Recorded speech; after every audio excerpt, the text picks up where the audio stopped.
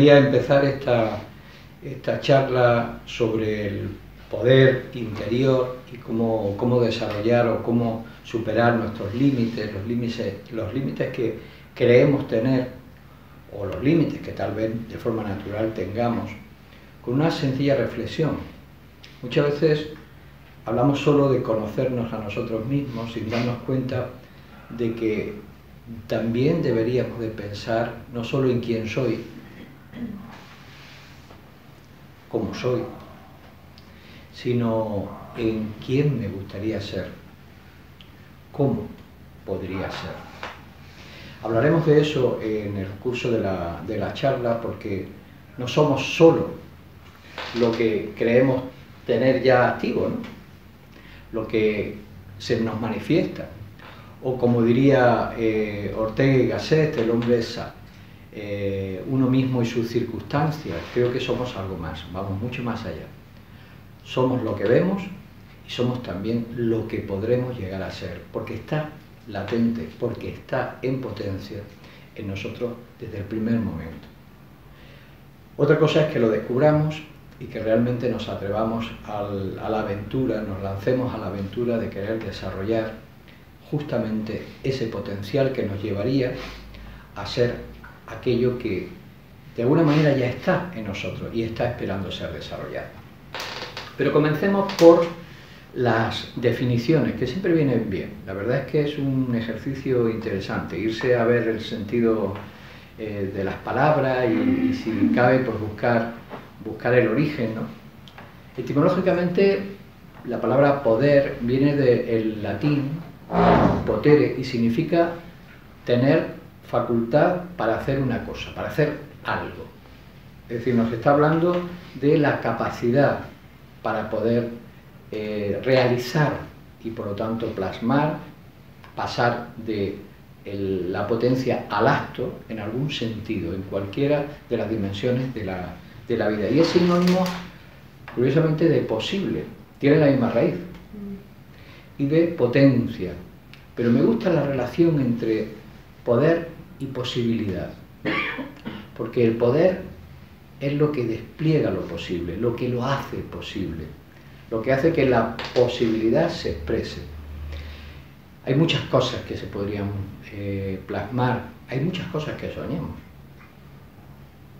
de nosotros mismos, del mundo, a veces porque sufrimos su ausencia o porque simplemente necesitaríamos poder alcanzar algún aspecto de nuestra vida que nos la llenase, pero nos encontramos limitados. Sentimos que no podemos, o no sabemos, o tal vez las dos cosas, porque vayan muy unidas. Poder, entonces, nos está hablando justamente de facultades para hacer, y está relacionado con la acción. El poder no es teórico, es activo. Límite.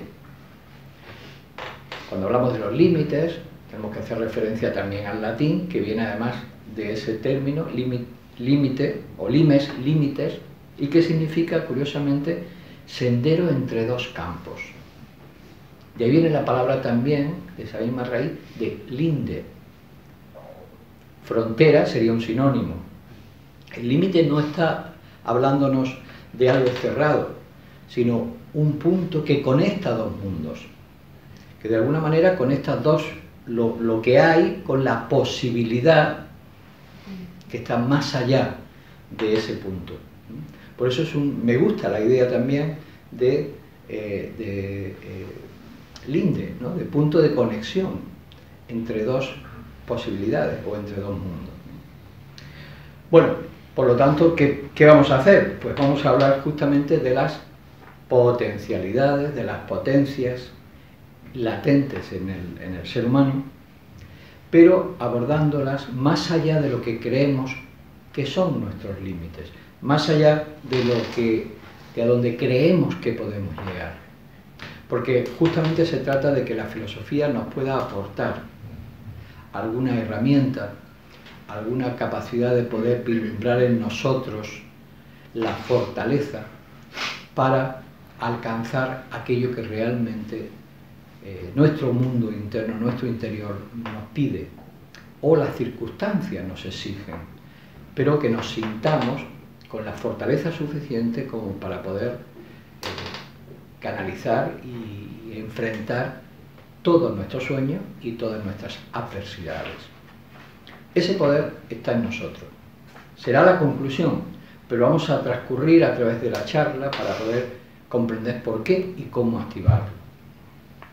Lo primero que tenemos que hacer, definir al individuo, al ser humano. Para eso nos vamos a centrar de forma muy breve en la definición clásica, que nos presenta al ser humano como un ser en evolución y en transformación. Es decir, el ser humano no es algo hecho, acabado, tampoco es algo estático, sino que somos un ser que está en un proceso, no está hecho, está haciéndose. Nos estamos haciendo, nos estamos construyendo. Pero la definición clásica no solo nos habla de esa evolución y esa transformación, de ese progreso de lo humano como humanidad, como especie, diríamos, desde un punto de vista moderno, científico, evolutivo, ¿no? No, nos habla del individuo como un ser que está en transformación también individual, no como un ser que sirve para el desarrollo y adaptación y crecimiento de la especie, sino que individualmente está en desarrollo y transformación a través de grandes ciclos, porque nos hablan del ser como algo que atraviesa diferentes niveles de existencia y que perdura en el tiempo. No nos van a centrar únicamente en la realidad humana como el ciclo que consideramos de una sola vida, sino que nos hablan del ser que viene a la vida a experimentar, a crecer, a desarrollarse, para tras periodos de descanso volver a continuar con la labor de ese despliegue, de ese desarrollo, de todo lo que todavía está por desarrollar. Así nos hablan, siguiendo la descripción, una de las más completas y que creo que puede venir más al caso, que es la de Platón, pues nos hablan de que el ser humano es un ser pluridimensional, es decir, en nuestra naturaleza conviven varias realidades, perfectamente integradas, que forman parte de nosotros, pero que nos permiten tener experiencias a través de nuestra propia conciencia en diferentes niveles. Así nos hablan de una esfera de realidad y de conciencia biológica, física. Me he permitido traer este esquema. Hubiera servido una pizarra también, pero aquí vemos la división justamente platónica de tres esferas, que son las que voy a rápidamente describir. Una esfera biológica, el soma, una esfera psicológica, psique, y una esfera superior, noética, que es nous. Nous, psique y soma constituirían las tres esferas a través de las cuales el ser humano va a desarrollar su propia conciencia. Nous es el mundo superior, relacionado por un lado con nuestros pensamientos y también con el reflejo que se produce en nuestra mente del ser que atraviesa los ciclos del tiempo y es el que va madurando en ese proceso de transformación. La psique con sus diferentes niveles, fijaros que en esta esfera intermedia aparecen como tres áreas, ¿no? Por eso Platón habla de las tres almas o tres cualidades del alma, ¿no? Y una instintiva, otra más emocional y otra más relacionada con los sentimientos vinculados a lo estético, a lo ético, incluso a lo metafísico, ¿no? Nuestra esfera biológica. Toda nuestra realidad se produce, todas nuestras experiencias se producen en estos tres niveles de experiencia. Si bien es cierto que la mayor parte de esas experiencias van a darse en los planos inferiores y que estamos desarrollando los planos o el plano superior. Nuestra propia mente, que no se refiere solo a nuestra capacidad racional, sino a ese mundo interior que da sentido, en el que se van a desarrollar cualidades como la imaginación, la voluntad, el amor también. Teniendo esta idea del ser humano como un ser en proceso que va a ir experimentando y realizándose en diferentes esferas de realidad, nos podemos preguntar si el ser humano como tal tiene límites. Es decir, ¿hasta dónde llega nuestras posibilidades. En este sentido, es interesante ver cómo la ciencia moderna nos dice que el ser humano viene de lo animal. En los clásicos vamos a encontrar que nos hablan de nuestra condición animal también, es decir, de alguna manera tenemos una parte animal, somos un animal, pero que ha superado ciertos límites, es decir, hay algo más allá de lo animal. Esa condición animal, de alguna forma, sería de donde venimos. Pero los clásicos, especialmente, bueno, en realidad casi todos los clásicos de las diferentes culturas, pero los clásicos de nuestra cuenca del Mediterráneo, Grecia, Egipto, si queréis, perdón, Grecia, Roma, si queréis, Egipto, nos hablan de que el ser humano, si bien viene de una condición animal y está inmerso en esa experiencia humana, va hacia una condición superior. Platón mismo nos dirá que estamos despertando nuestra condición divina. Somos dioses y lo hemos olvidado, diría Platón. Así vendríamos de lo animal para ir hacia lo divino. Pero estamos en medio, y justamente en medio es donde a veces los límites que nos acercan a lo divino o a lo superior o a las cualidades más elevadas que podemos imaginar dentro nuestro, los vemos como barreras. Curiosamente nos atrevemos más a romper, a atravesar los límites que nos separan de lo animal que de lo divino, lo cual es muy triste. Porque cuando el ser humano en su condición humana atraviesa los límites de lo animal, es decir, desciende hacia la animalidad, se convierte en un ser muy peligroso. Cuando hablamos de superar los límites, podemos estar refiriéndonos a límites hacia arriba, pero también nos podemos estar refiriendo a límites hacia abajo. Lo cual debería de ser una elección consciente, es decir, que cada uno se preguntase hacia dónde quiere que su vida, sus decisiones, su propio desarrollo se conduzca, si hacia lo mejor, hacia esa condición superior humana que se aproxima a lo divino, alejándonos de la concepción divina religiosa hacia lo más elevado, lo más noble, lo que pudiéramos tener de conciencia de inmortalidad, o descender a los límites, a las lindes, incluso atravesarlas, que nos diferencian, que nos separan de lo animal.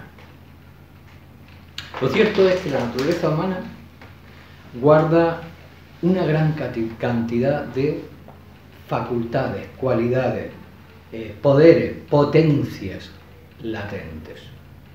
Porque como en todo en la naturaleza, al ser un proceso de desarrollo, desde el primer momento ya está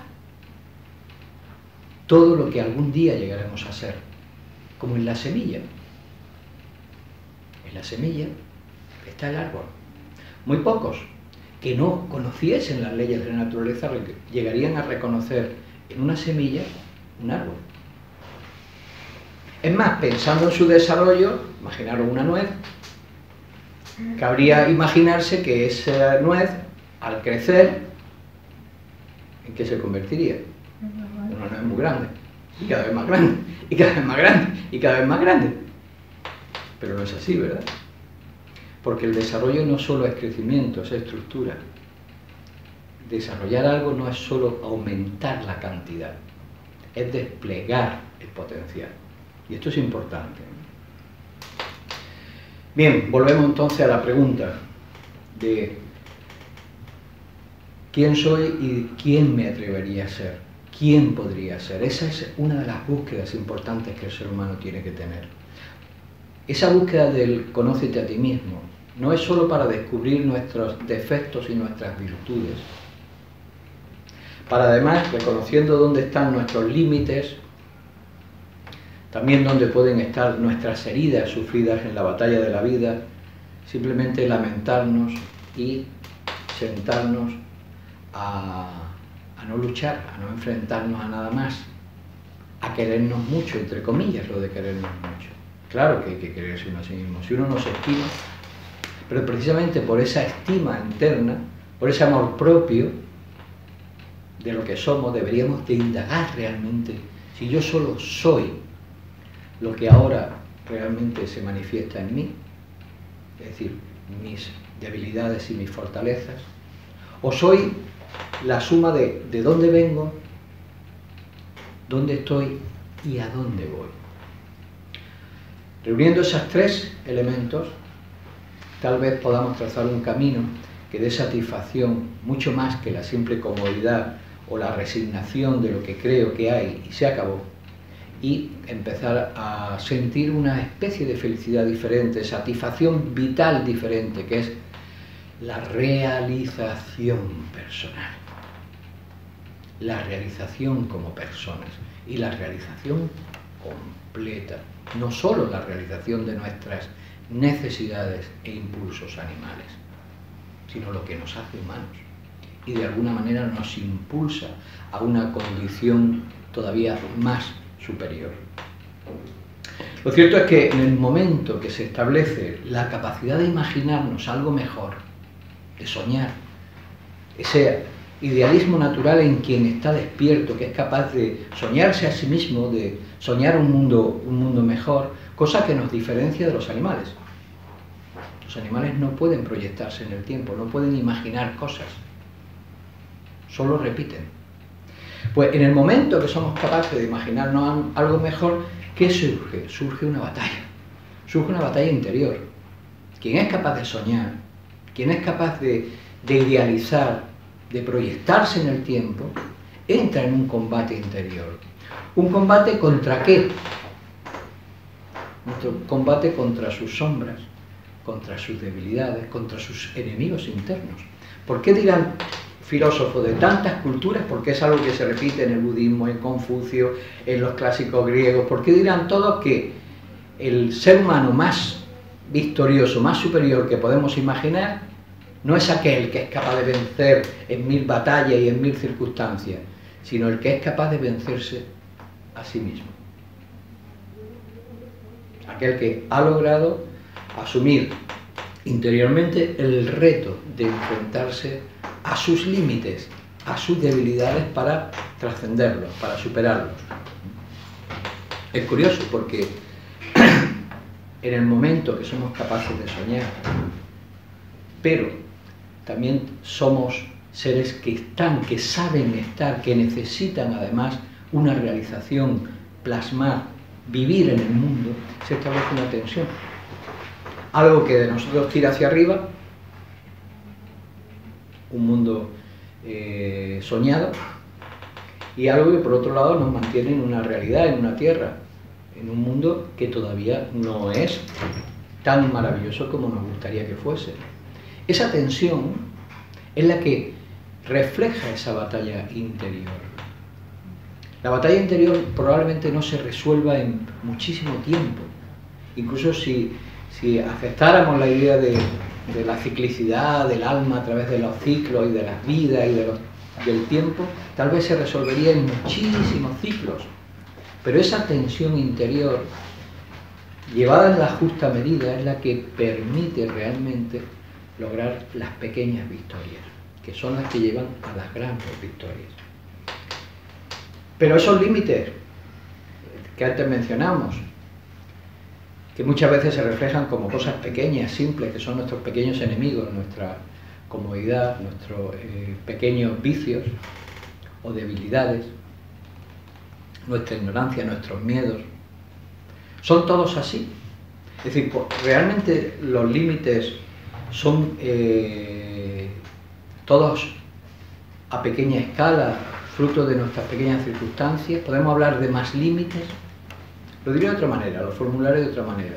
Podemos hablar de límites evolutivos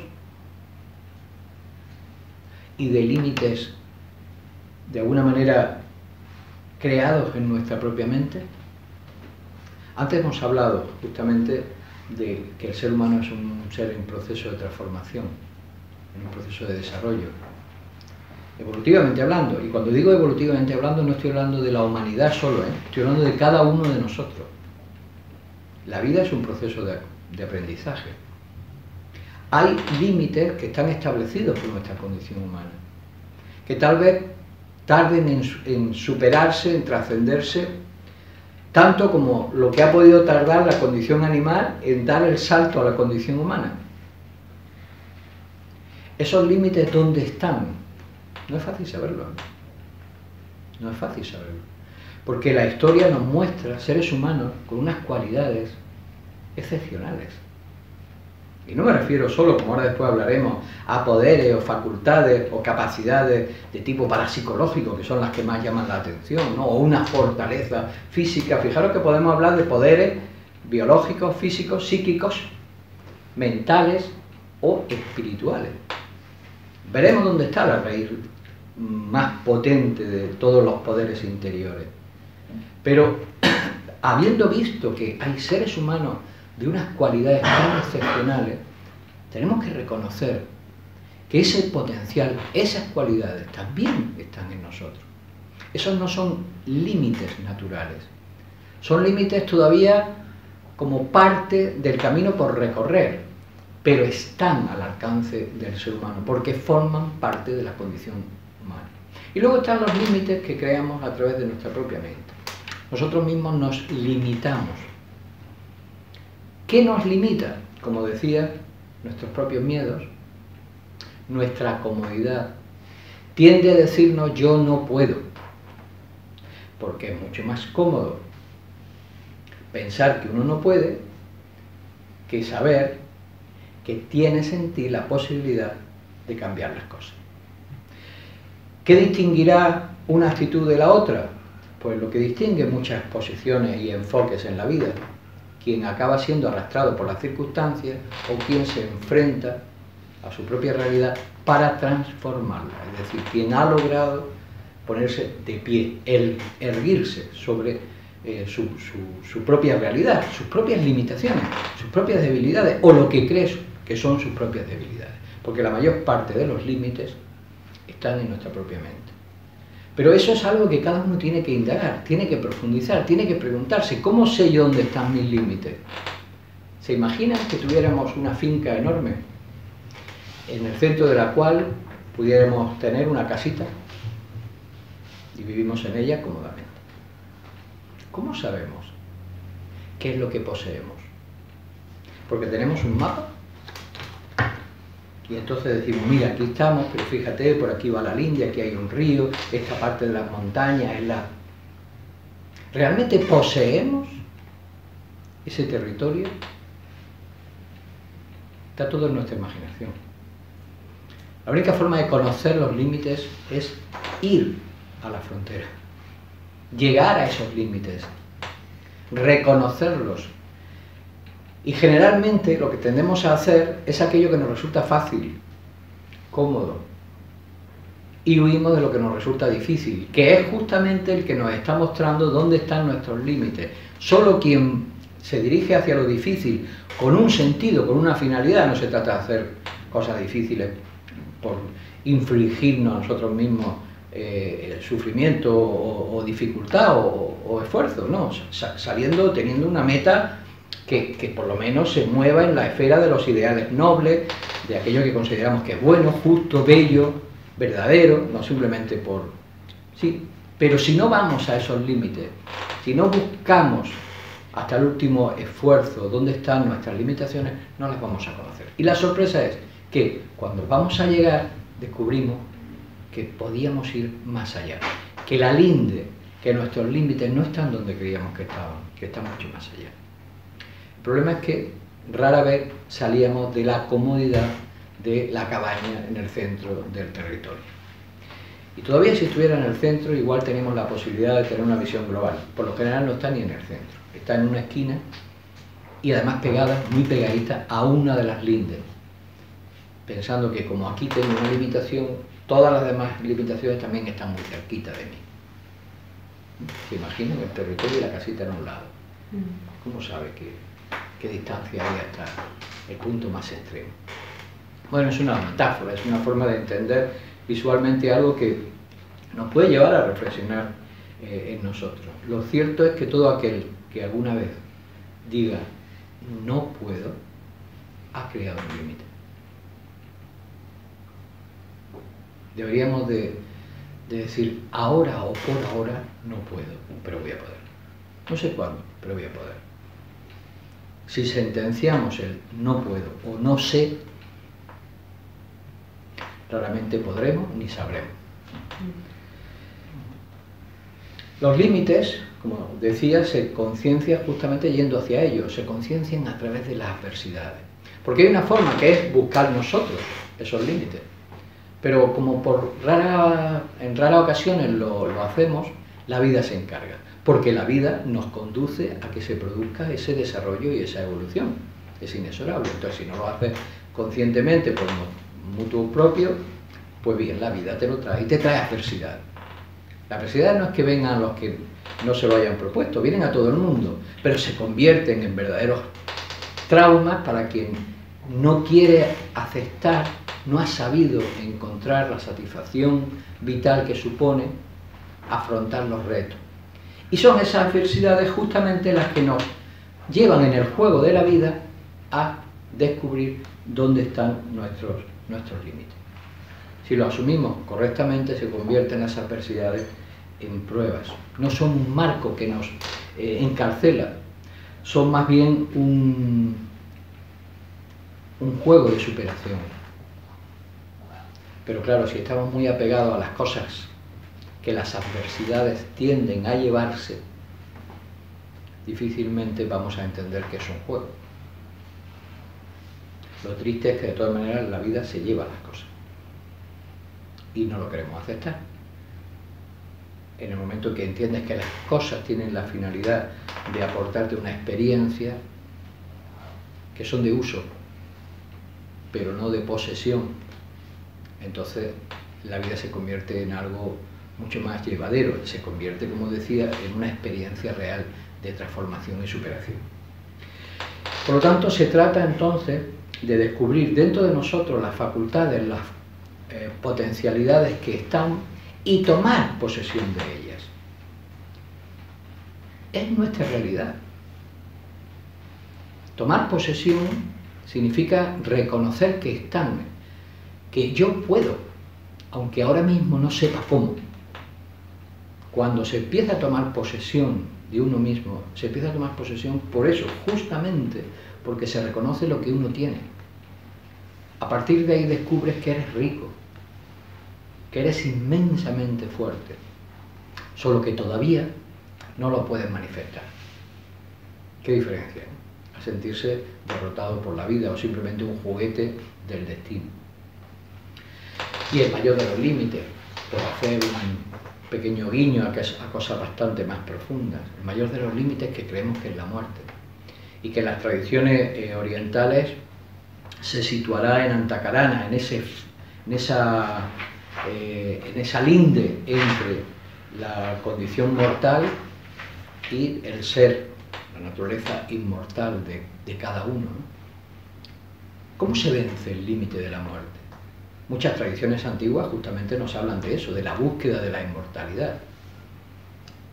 No se refieren en ningún caso a que no se produzca la descomposición del cuerpo, que es lo que llamamos muerte, porque desaparecer no desaparece nada, simplemente se transforma. Esa superación de ese límite con mayúscula era la que buscaban los grandes héroes, es la meta de todos los caminos iniciáticos de la antigüedad, que es el logro de la conciencia de la inmortalidad. Una inmortalidad consciente, que es haber traspasado la barrera entre la condición mortal y nuestro ser inmortal, reconociéndonos como algo que trasciende la muerte. Pero ese será el trabajo de otro tiempo, porque nuestras batallas ahora están en cosas mucho más pequeñas, entiendo. Y para poder llegar a vencer los límites de cosas de tan alto calado, tendremos primero que empezar a enfrentarnos a los límites más próximos, más cercanos, más a nuestra altura de conciencia actual. Dejemos entonces eso para los grandes héroes mitológicos, aquellos que, según la tradición, habrían alcanzado realmente su condición de inmortales o de dioses, ¿no? Una pregunta que nos podemos hacer y que en nuestro tiempo es oportuna, porque estamos dando por hecho que lo importante es enfrentarse a esa batalla de querer superarse, de mejorarse, de crecer, de sacar todo ese potencial. ¿Por qué? ¿Por qué crecer y ampliar los límites?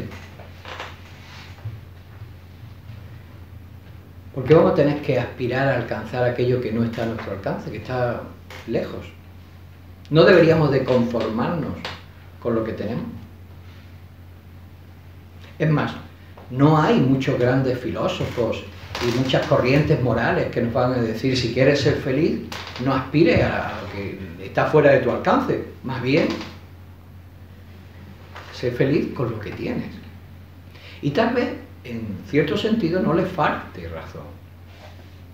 Pero si el ser humano mata esa aspiración interior hacia lo mejor, si aborta esa necesidad de querer poseerse a sí mismo con todo lo que todavía está por desarrollar, posiblemente mate el alma, posiblemente mate su alma.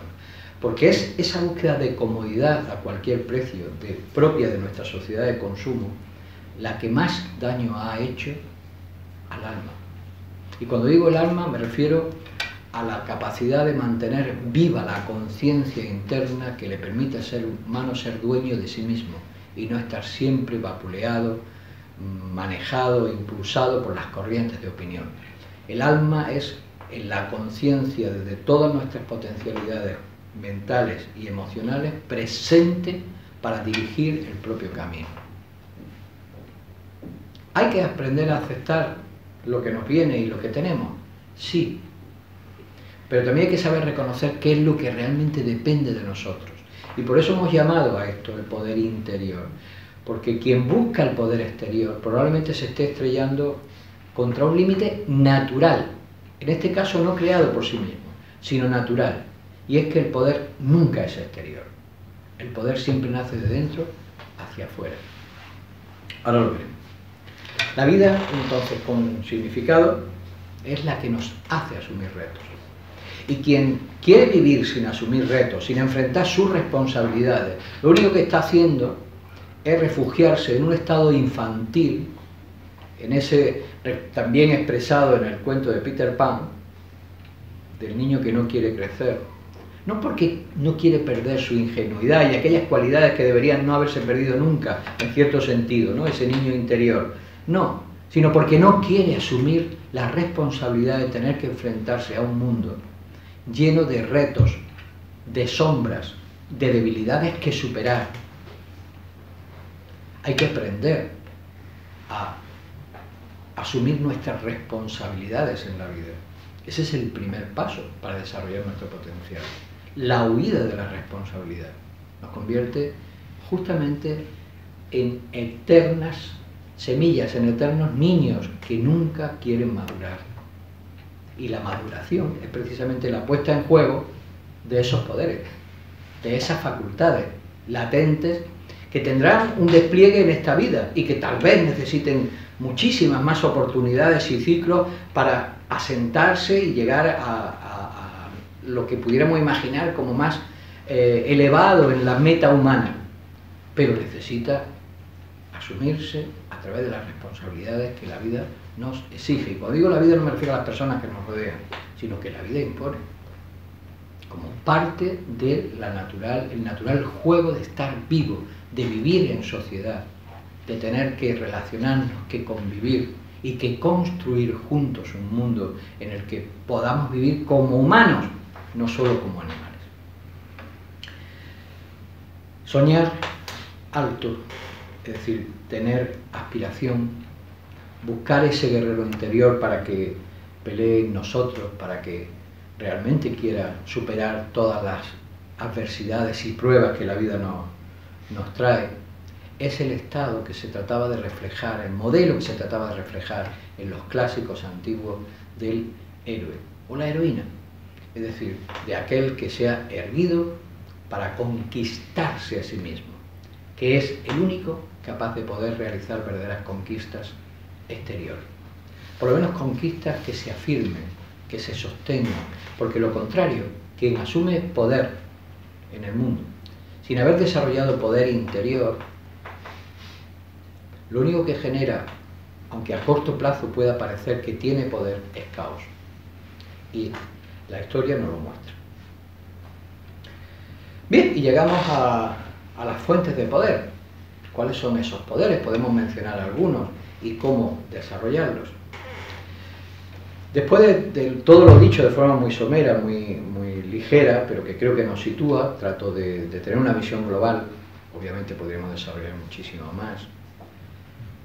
Podemos entender que tenemos o que existen poderes a nivel de la personalidad, poderes en cada una de las esferas de nuestra realidad y de nuestros niveles de conciencia, tales como la capacidad de tener memoria, habilidades, vamos a tener facultades y poderes físicos, vitales, psicológicos, mentales, pero hay otro tipo de poderes que son superiores. Nos podemos pasar la vida intentando desarrollar la memoria, desarrollar la imaginación, desarrollar la voluntad al punto de la capacidad de mantener una disciplina, de mantener... Todo eso es necesario, son cualidades que obviamente ponen orden y nos permiten desarrollar cosas. Pero las tradiciones antiguas nos hablan de poderes mucho más profundos, que son la raíz de estos pequeños poderes. Porque cuando hablamos de poderes, enseguida nos vienen los fenómenos parapsicológicos, ¿no? ¿Quién pudiera tener el poder de leer la mente? No sé qué pasaría si fuésemos capaces, la que se ligaría, porque la mayoría de las cosas no querríamos conocerlas. Poder telequinesio, me refiero a los poderes parapsicológicos, ¿no? Tengo el poder de apagar la luz a distancia, de mover objetos, con lo fácil que es moverlos con la mano. Esos poderes parapsicológicos no hay que despreciarlos, en el sentido de que tal vez formen parte de ese potencial todavía no descubierto, que aflora en algunas personas, que manifiestan leyes de la naturaleza y, como decía, potencialidades que estarán en el futuro o no, pero que no transforman verdaderamente al ser humano en su completura. Sin embargo, existen esos otros poderes superiores de los que nos hablan estas tradiciones y que proceden del ser, de nuestra condición más profunda, más elevada. Y que además nos hablan de que como el ser humano es un microcosmos que refleja los mismos poderes del universo, lo dirán las religiones de otro modo, o sea, está hecho a imagen y semejanza de Dios, esas mismas cualidades que se atribuyen, o poderes o facultades superiores que se atribuían a lo divino, también estarían en el ser humano. Esos poderes nos hablan de una voluntad con mayúsculas, que es un impulso de realización del ser, que es capaz de enfrentarse a todas las barreras, es un impulso de realización pararracional, del amor, ese amor hacia todos los seres y todas las cosas, ese amor por el misterio, por la vida, que nos permite finalmente alcanzar la sabiduría, justamente porque penetramos el misterio de las cosas. Y la inteligencia, como una capacidad ordenadora del mundo a través de la cual circula la voluntad y la luz. Voluntad, amor e inteligencia son las tres cualidades, los tres poderes con mayúsculas de las cuales nos hablan las tradiciones antiguas.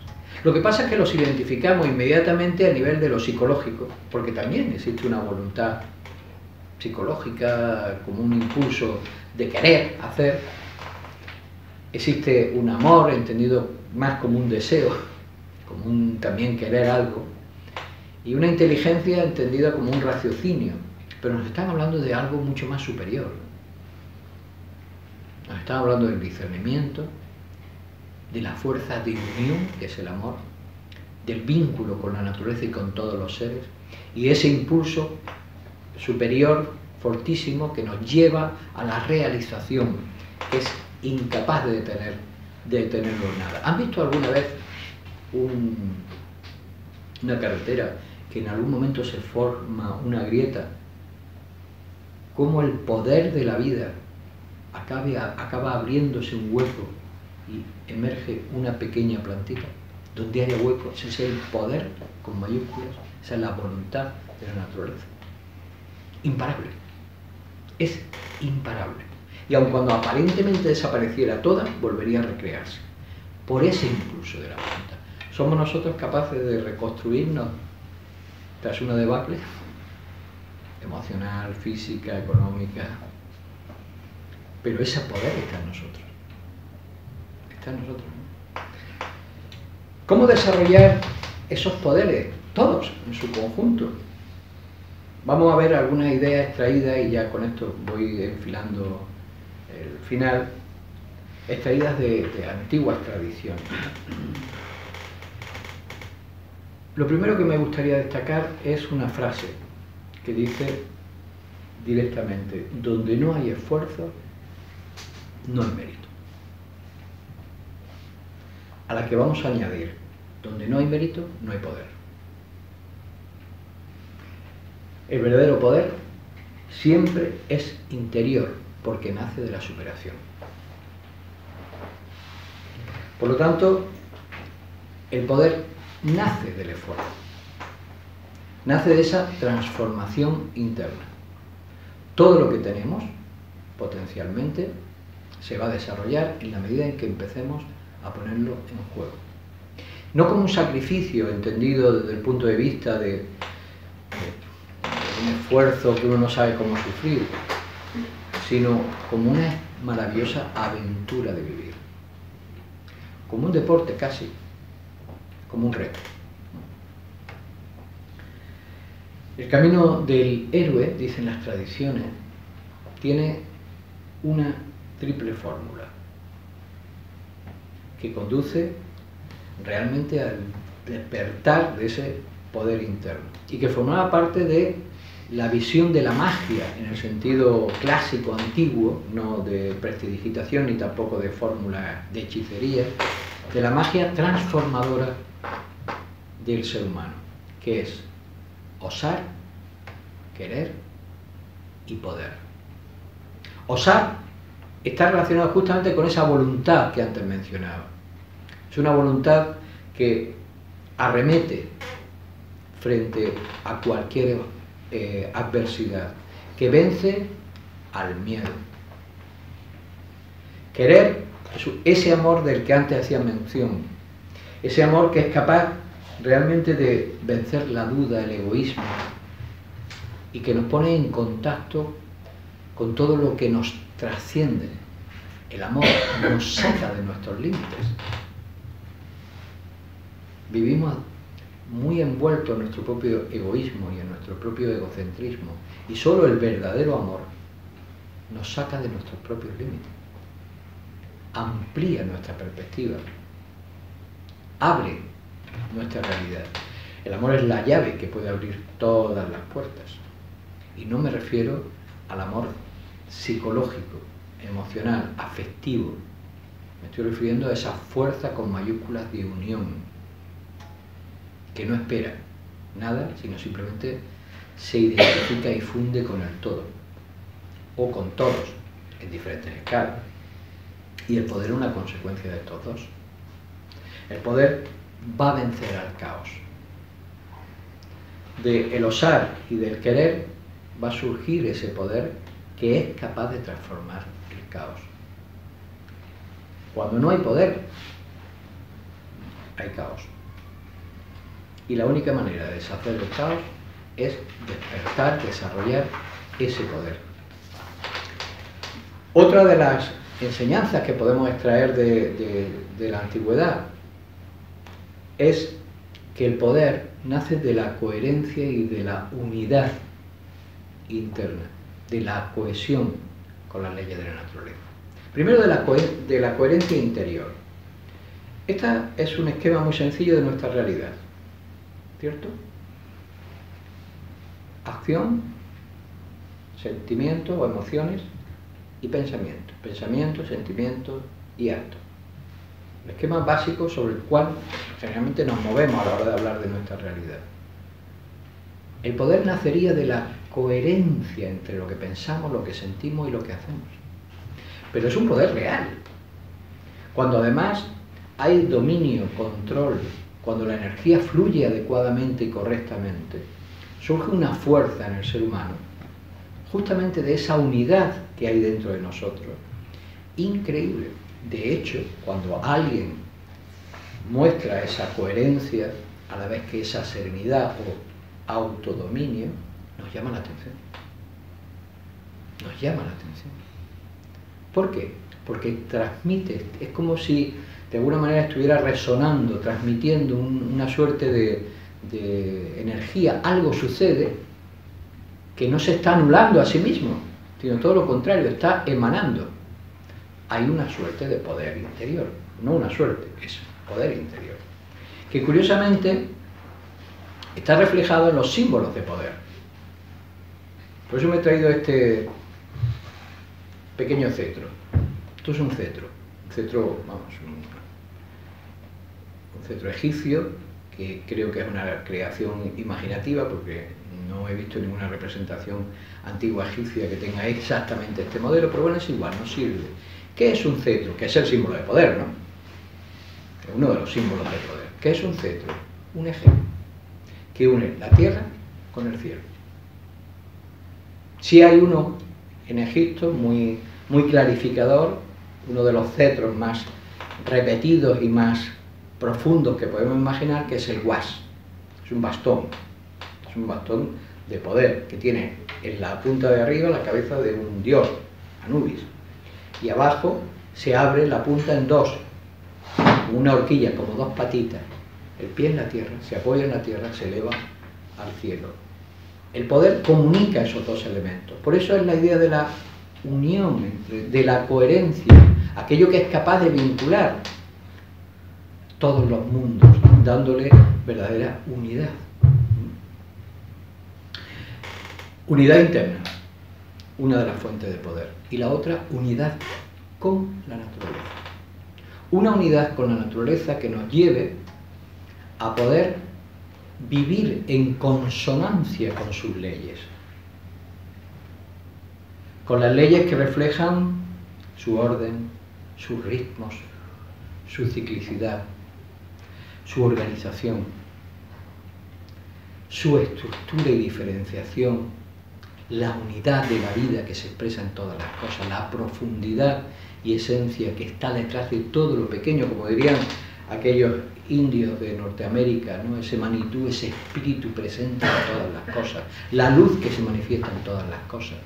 Cuando el ser humano actúa, vive en consonancia con las leyes de la naturaleza, que son las leyes que nos rigen a nosotros, porque la naturaleza no es un patio de recreo al que acudió un ser extraterrestre, sino que formamos parte de ella. Cuando vivimos en consonancia con la naturaleza, los poderes de la naturaleza se manifiestan en nosotros. Cuando vivimos en disonancia con la naturaleza, vuelvo a decir, ya no hay poder y surge el caos. Más tarde o más temprano. Y no creo que tenga que hacer un énfasis en este asunto, porque por desgracia lo estamos viendo. Y no me refiero solo a las leyes de la naturaleza biológica, pero ahí vemos un claro ejemplo porque es tan patente, ¿verdad? Por otro lado, cuando hablamos de superación de los límites, y al principio ya hicimos mención de cómo podríamos derivar hacia superar los límites, hacia la animalidad, ¿no? Tenemos que entender superar los límites, buscar la superación de los límites siempre en lo vertical.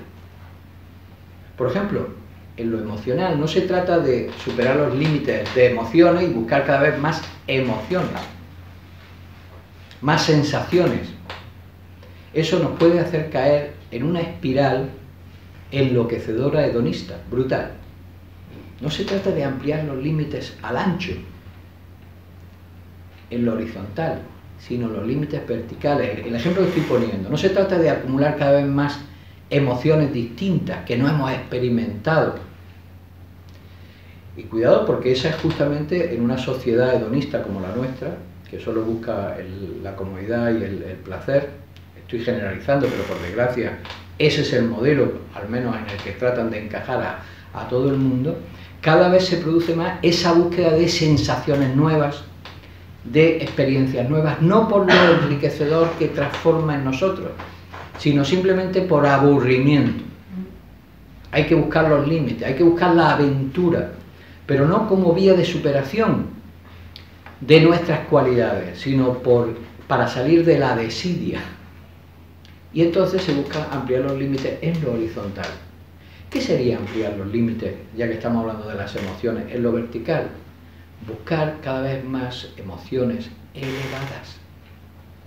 Pasar de la emoción que es explosiva y casi momentánea a los verdaderos sentimientos.